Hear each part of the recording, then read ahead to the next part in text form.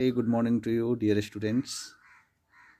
As we have started the poem, An Elementary School Classroom in a Slum, the third stanza we have to read, and the third stanza is in front of you.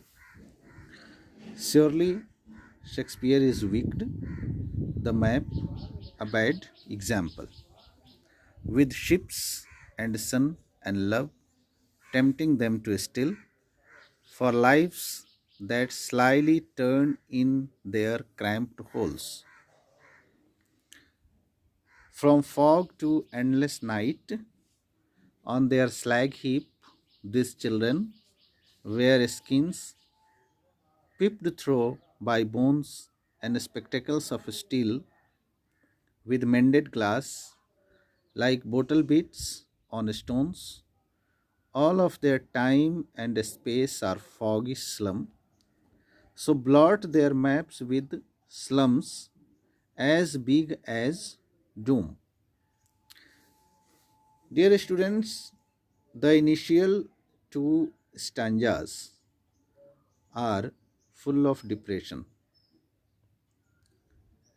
But now it starts, the third stanza starts with revolt, a kind of revolt, a kind of protest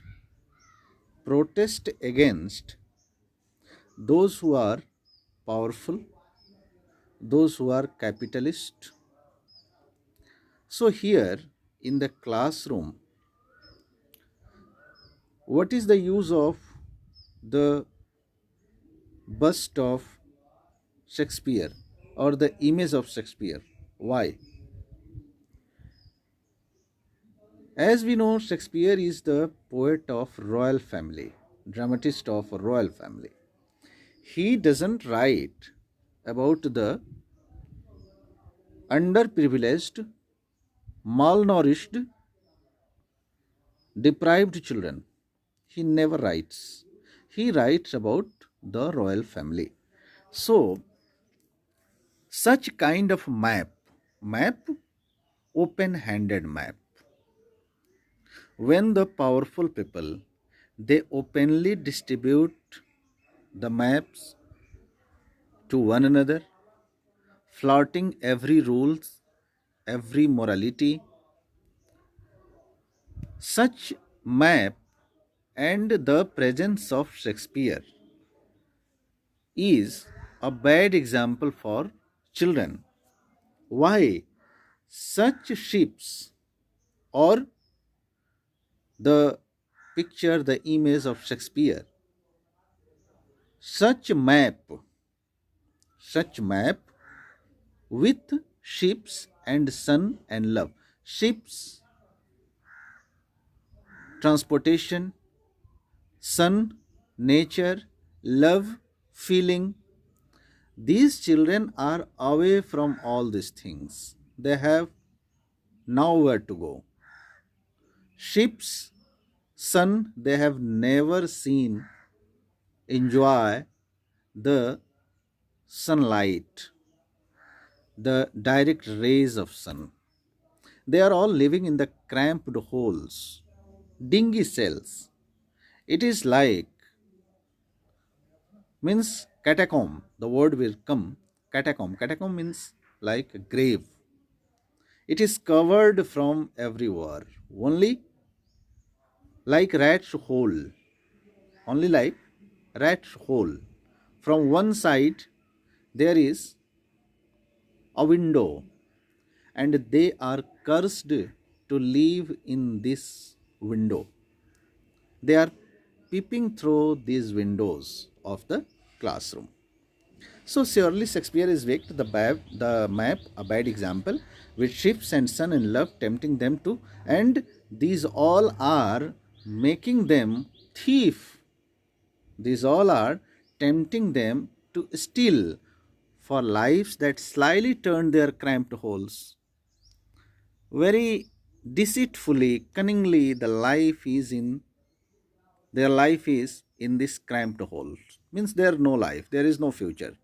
From fog to endless night, Their life is actually they have no life, only they have fog, and from fog to endless night. There is no end of this night, of this grim and bleak present, this grim and bleak life. There is no end, there is no light in their life, only the darkness of poverty and misfortune. Only the darkness all around. No future, no ray in their life, only darkness. On their slag heap, these children wear skins peeped through by bones. They have worn, in place of clothes, they have worn skins, and their skeleton is visible through the skins. Means extremely, they are all, they are all extremely weak, and only skeleton is inside their body. The skeleton is covered by the skin, and skeleton is clearly visible.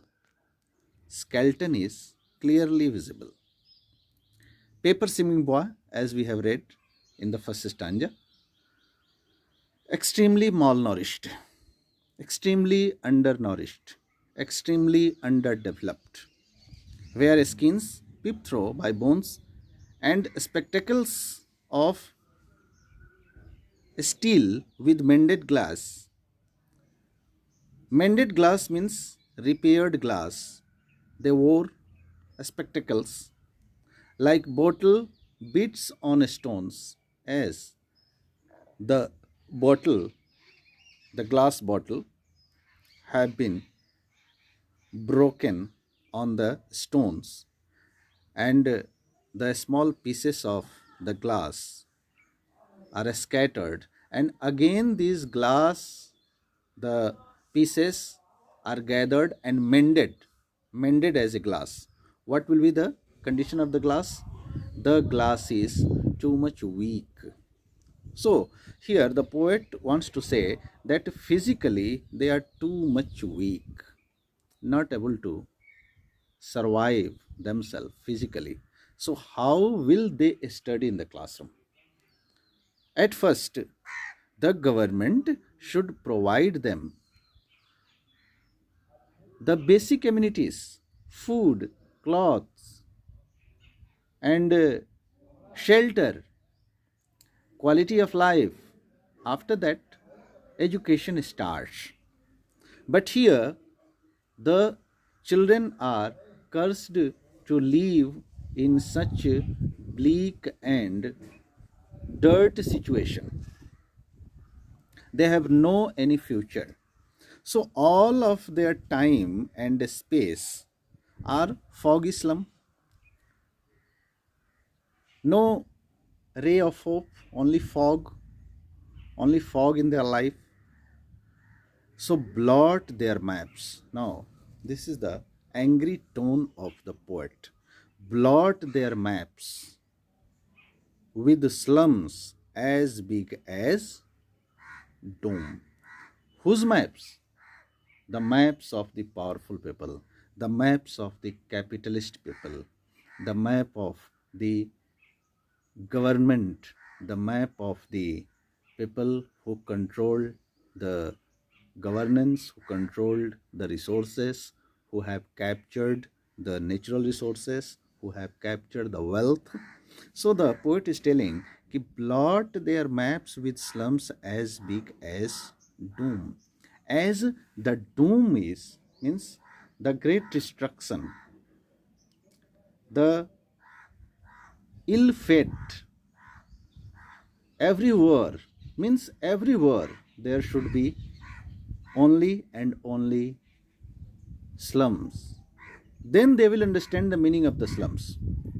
Means till the powerful class are not in the slum, they will not understand the pathetic condition, the miserable condition of slum people, and particularly the miserable condition of slum areas, the children, particularly those who are children, they are studying in the slum areas in the classroom, they will not understand till their condition is also like the poverty stricken and lack of basic amenities as the slum children are facing.